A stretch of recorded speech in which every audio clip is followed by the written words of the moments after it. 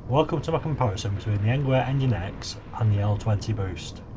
Now in all honesty, these aren't really two bikes you'd really expect to compare. I actually had no intention of making this video, it never even occurred to me if I'm honest, until tonight. So why have I made this video? The answer is pretty simple to be honest. If you've been watching my channel a while, you'll know I bought the Engine X first. I had the Engine X a while and quite liked it, but then I was offered an opportunity to start selling my epoxy resin at a local castle. My plan was to carry all the stock on the back of the bike. Now the problem with that is the centre bar is quite high, I'm not the most agile, and getting my leg through that centre bar without kicking the stock on the back of the bike would have been quite a challenge for me. Now the thing is, I liked the Engine X, and the problem was just the bar. So logically, a step through bike by the same company would have been a good idea. Now my first choice would have been the L20 and to save up and then buy it, but then I got an email off Engwe telling me about the L20 Boost and it was a new product, blah blah blah, and I bought that because it was basically a very similar price. Basically my plan went downhill for me because the day after I'd bought it or paid for it, Engwe then informed me that it'd be like 6 weeks before I actually got the bike, which was absolute insanity. Now because I had to wait 6 weeks, that meant I had to use my Engine X to take my stock to the stall anyway. So instead of trying to step over that bar, I bought myself a trailer. This in effect removed the need for a step through bike, but I still wanted the L20 Boost because it had more torque, and more torque should have pulled the trailer easier, right? Now having put 260 to 300 mile on both bikes, I think I've used them enough to assess them fairly, and I've decided I'm going to sell one of them because I don't think there's enough difference between them to justify keeping both. So now you know why I'm selling one, let's get into the differences and what's good and bad about them both.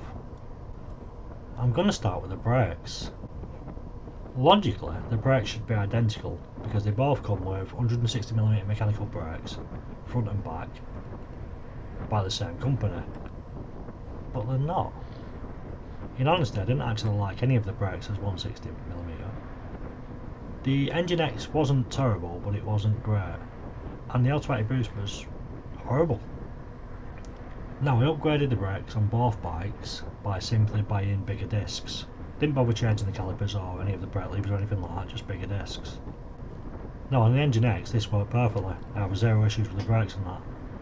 But the L20 Boost, I don't know what the problem is, but the back wheel does not lock.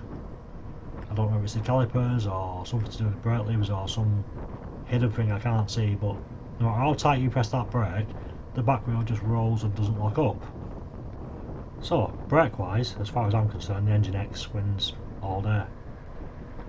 Now the next thing is suspension, and the Engine X wins that as well because it's got front and rear suspension, whereas the L20 Boost has just got a front suspension. The next thing to look at is the batteries. Now on paper they're both identical 13A or 48V batteries, but the access is different, and on the L20 Boost it's so much easier. You just lift the seat, pull the battery out, go and charge it, put it back in, close the seat, job done.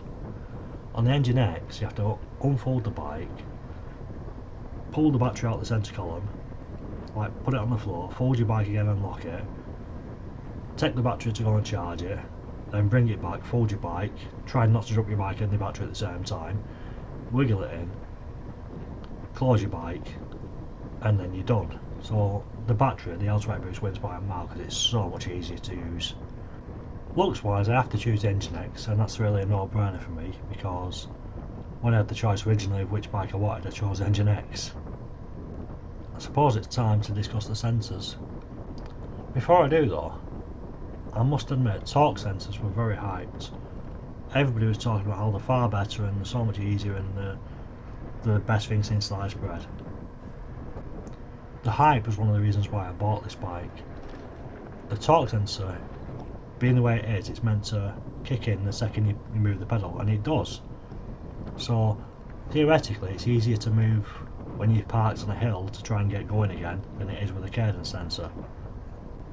Now to be clear, I don't want to necessarily say that all torque sensors are bad because the only one I've used is the L20 Boost one, and in that specific one I don't feel it gives you enough power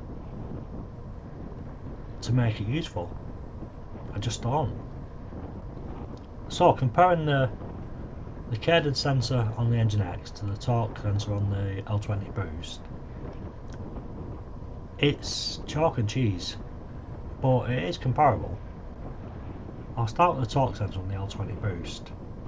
Now I've done about 260 miles on that bike, and a lot of it's been down the coast road.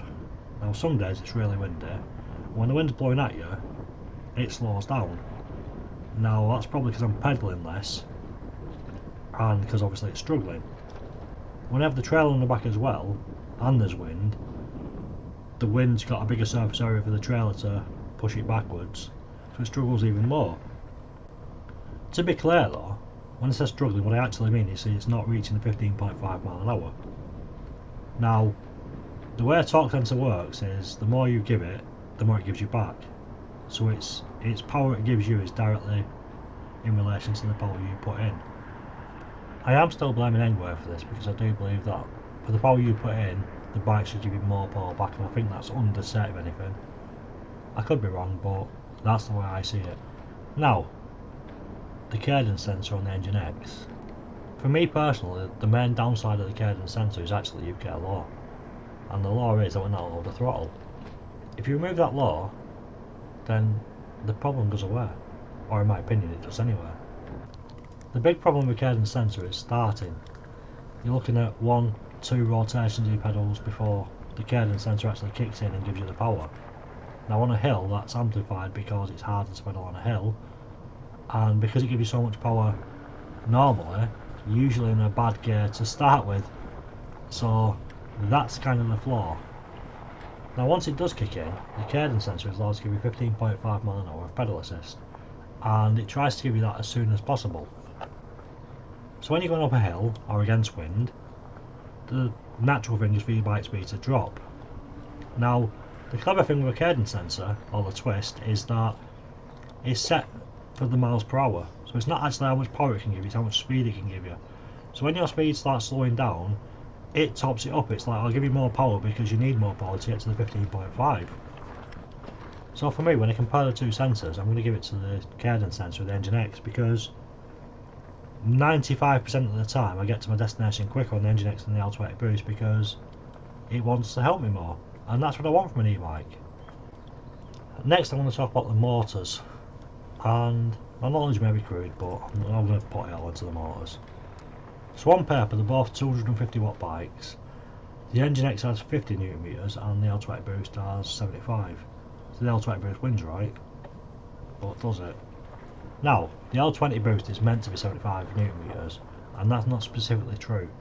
The way it's meant to work is it's meant to give you 50 Nm when you're normally pedalling, and then when you press the boost, the extra 25 Nm to make it 75. Now when you unlock them both, it becomes very apparent that they achieved the extra Nm on the L20 Boost by reducing the speed that it's capable of. The Engine X will do 27 mph unlocked, and the L20 Boost will only do 20. The one saving grace in the L20 Boost is that boost button. When you go up an hill, that's too much for the Engine X. You hear it whirring and struggling, and you have to stand up and pedal basically. You have to help it. On the L20 Boost, you just press the boost button and it gives it extra power, and it gets up the hill pretty easily, or any hills I've been up. So hill wise, the L20 Boost absolutely annihilates the Engine X. It's just so much better on hills. However, on most of the journeys I take, the hills are short and not super steep, so on average, doing the same journey, I'm more tired on the L20 Boost than I am on the Engine X, because the Engine X just wants to give me all this support it can give me, and the L20 Boost is like, nah, you do some of the work. Now I'm a big believer of the saying, why bike when you've got a dog, and it's the same with bikes. If I wanted to do all the exercise, I'd have bought a bike. I didn't. I bought an e-bike because I wanted that to do all the work for me. So for that reason, on the motor, even though the boost is fantastic on hills, the Engine X wins for me because overall it helps me more than the boost does.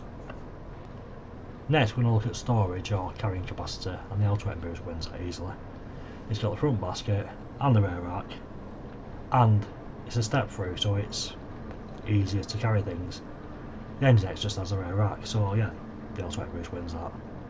Now, I live in an upstairs flat, and when I bring my bike home, I have to carry it back up the stairs. Getting down the stairs is easy, you just roll it down with the brakes, but upstairs, I have to carry it. So which is easiest? In honesty, neither are really easy.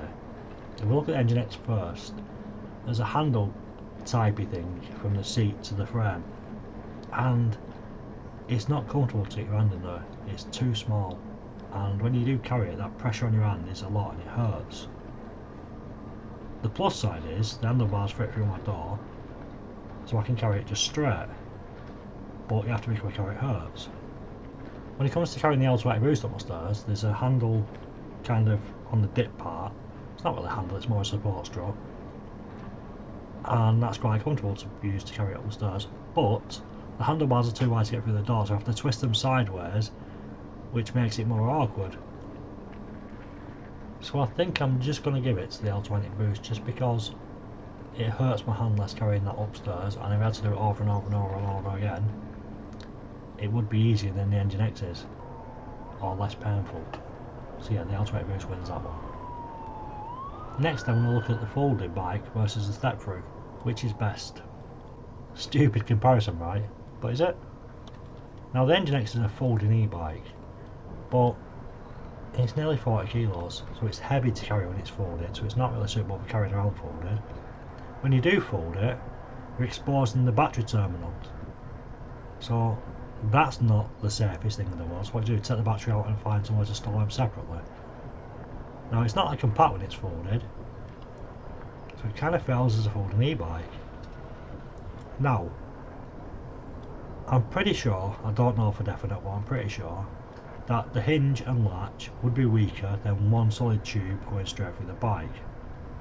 So the only actual benefit to it being a folding e-bike is that's where the controller and the battery are hidden, which is alright-ish, but it makes the bike weaker.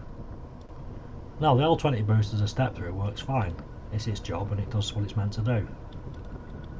A question I would ask is it weaker because it's a step through? Because them two bars are quite close together, and if you had like one horizontal bar going at the top of the bike and the bottom one, that'd probably be stronger, I would imagine, from an engineering perspective, but it's still a strong bike.